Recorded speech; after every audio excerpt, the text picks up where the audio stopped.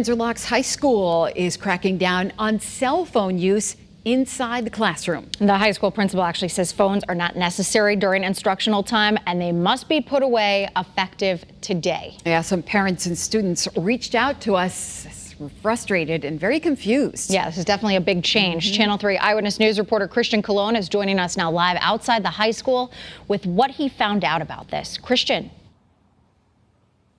Yeah, students tell me they were able to listen to music while they did classwork, but that is changing today. School officials say cell phones have become too distracting, and now the only place they could use their cell phones is during lunch or while they're changing classes.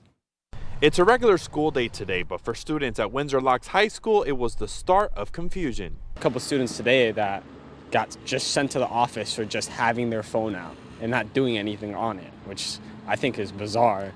It's all part of a stricter policy the high school is enforcing. In an email sent to parents earlier this month, the principal says students have become more connected to their devices and are struggling to disconnect from their phones and engage in learning. So starting today, cell phones will no longer be permitted in class. They must be kept inside their bag, locker, or be collected at the start of class. He said that he has been being allowed to use his cell phone for music, and I'm going, all right, but isn't it in the policy book that you're not allowed to use your cell phone during class time?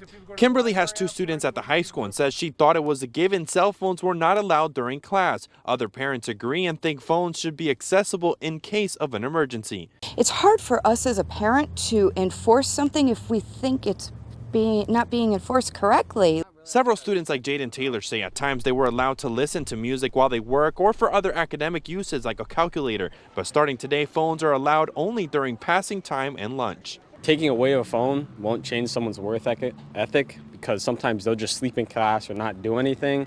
The superintendent tells us this is a district-wide policy. According to the high school policy effective today, the first time the device will be taken and returned at the end of the school day. The second time, the guardian has to pick up the phone and the student will get detention. And the third time, a family meeting will happen and in-school suspension.